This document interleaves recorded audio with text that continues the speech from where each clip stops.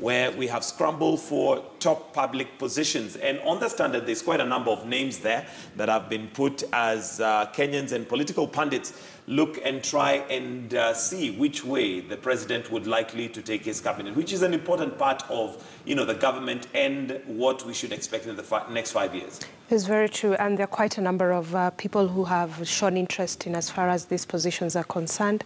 And of course, moving forward, one of the most important things that we would like to see, even as the president makes this selection, is that we see people who are performers in regards to these positions. But of course, we know that there are other things that will come into play, like regional balance, issues to do with allegiances, and people who have invested heavily into the Jubilee Party. Because as we had said yesterday, that when it comes to these positions, there's always the intersection of politics and other issues. So those are things that we are bound to see.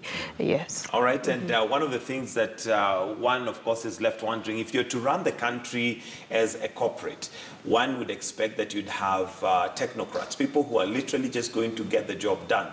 But it seems to be different when it comes to running a country, because you also need politicians, people that are able to talk to the masses and basically just play the political game. And that is the challenge that I think, we tend to have as a president, because you kind of shift from politics into, leadership and governance. And it feels like that shift never really happens completely, because, politics and governance tend to intersect all the time. So if he keeps out all the politicians, it looks like it's to his detriment and the detriment of where he wants to go, as a political party and their succession plan of 2022. So it's true that we would like to see more people who perform, and I think we will see them, but we can also not undermine the fact that we will see politicians come into play.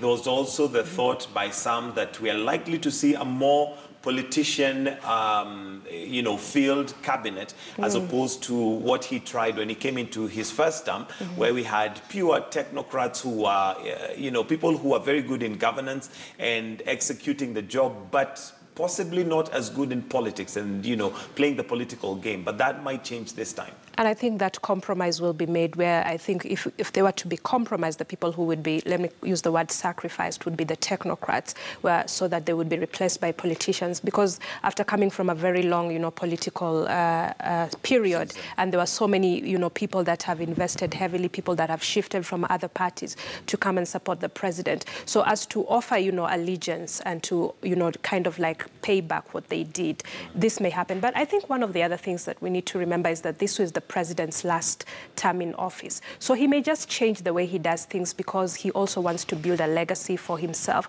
So he may not be so much concerned about his own, political mileage moving forward. And so that is something that may come into play with regards to his final term this Let's wait and see how it goes, because the other thing that we notice from the list that is being given by most of the political pundits, we see people who possibly did not make it in the election, which again leaves, the feeling that is he selecting people who failed? Because really, those who've been rejected by the masses, if the elections are anything to go by, then one would imagine should be given some time to rest and not come back through the back door, as it were, in terms of being given appointments. Yeah, that would be something. But also we have to remember that the president did make some promises when he was campaigning, and maybe he would want to honor some of these promises. But also, these are not the only positions that are there that people can fill, and I think that needs to come to their understanding that you do not necessarily have to serve the people from some of these platforms. There are unlimited platforms for which you can serve the people,